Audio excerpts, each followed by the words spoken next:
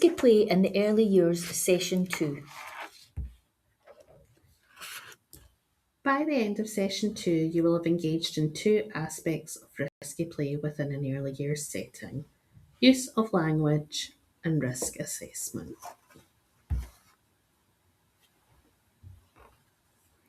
Thinking about positive language, let's pause for a moment and reflect. What language do you use or hear being used when you think of risky play in your setting? Make notes as you go. Positive language. This comparison of traditional language versus positive alternative language highlights a shift towards a more positive and empowering approach to guiding children through risky play. By using encouraging language that focuses on safety, problem solving, and self regulation, practitioners can help children build confidence, independence, and resilience while still acknowledging the importance of managing risk.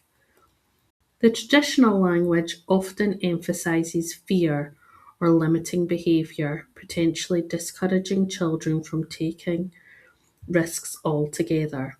In contrast, the positive alternative language encourages children to think critically about their actions and make safe decisions, fostering a sense of self awareness. For example, instead of simply warning a child about potential danger, practitioners can guide them to assess the situation, offering prompts like, "What can you do to stay steady?" or "How will you make yourself feel safe?" This approach not only supports risk management but also encourages children to reflect and learn from their experiences, building problem solving skills that are essential for lifelong development. By developing this positive, empowering language, early years practitioners help children embrace risky play as an opportunity for growth and development rather than something to avoid or fear.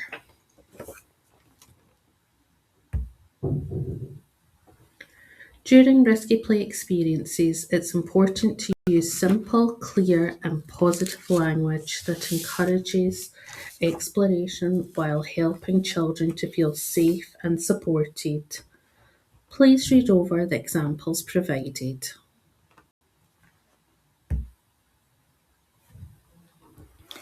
HSC, Health and Safety Executive, British public body for regulation and enforcement of workplace health and safety.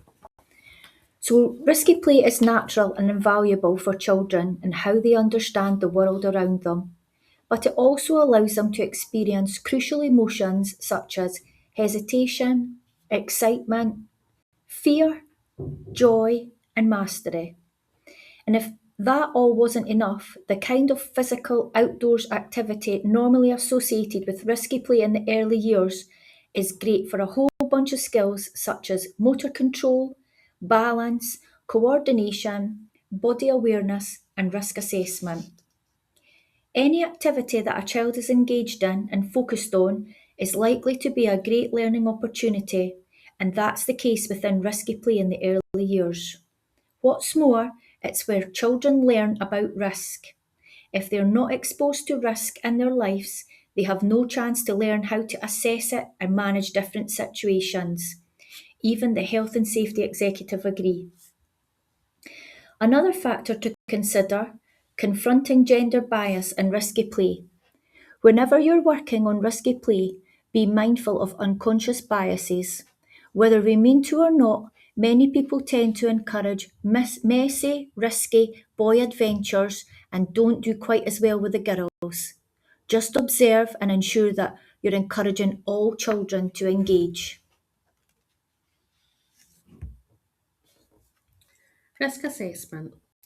A risk assessment for any risk experience can be designed to help staff identify potential hazards and mitigate risk and ensure a safe and enriching environment.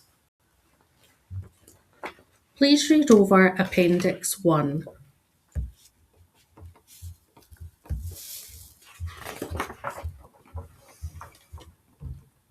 After looking at Appendix 1, our woodwork example, could you now think of a risky play area or experience within your own setting and develop your own risk assessment using Appendix 2?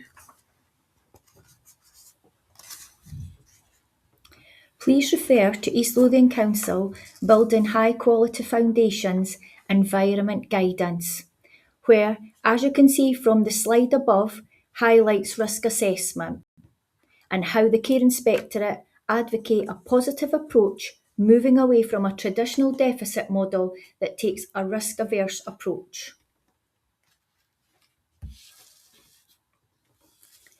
In local authority settings, risk assessments should be written using Sphera. Our funded partners will have their own risk assessment systems in place. Whatever your system, completed risk assessments should be printed out, readily available and fully understood by all practitioners and visitors as appropriate at all times. Good practice would be to have them displayed in the corresponding area and a child-friendly version available as well.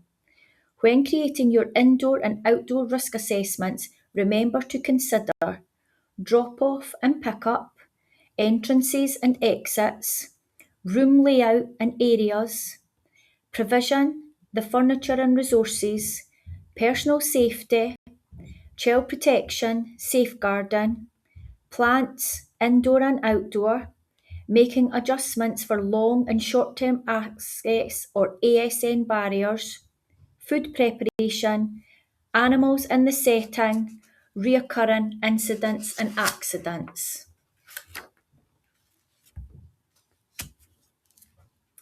Of course, there will be some risks that are too great, and occasionally you'll have a few learners who need a helping hand to find their boundaries. You don't want children to be in danger or any serious injury to be likely. That's why, with new pieces of equipment, we do risk-benefit assessments, working out whether the risk of the resource or activity far outweighs the benefit. Is something guaranteed to be seriously dangerous? Well, then it's probably not okay. But if there's a low chance of bumps, grazes, or cuts, maybe that's all right. These challenges help children to manage their own bodies.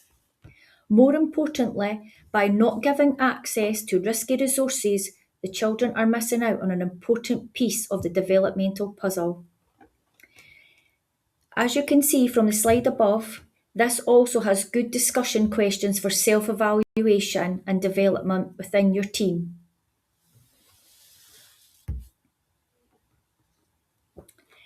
So what makes everyone feel like this? Why does the fear stem from? Health and safety, parental expectations, media reports, policy and procedures. How do we ensure our risks in our setting are safe for all children? As we have previously discussed, when we as practitioners take over risky play, we are taking over and creating play opportunities as a product and not a process. We need to consider age and stage of development. Risky play promotes resilience, willing to have a go and embracing fear and failure and building on independent learning skills. The opposite effect can present an anxiety within the child that can impact throughout the child's life into adulthood.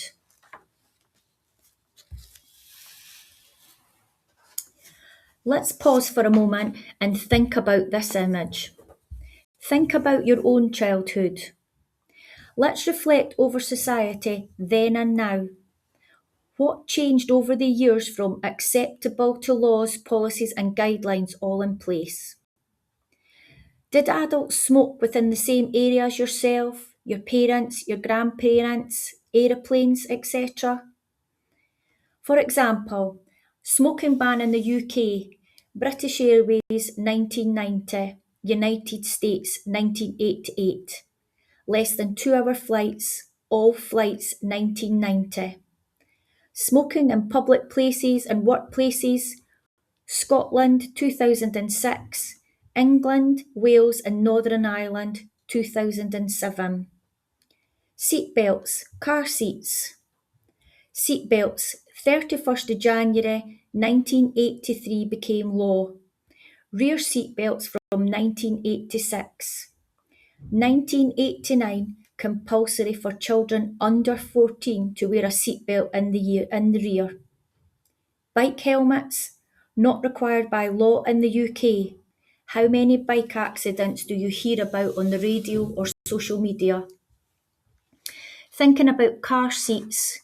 All children up to the age of 12 must travel in appropriate car seats. This was not a legal requirement until 2006.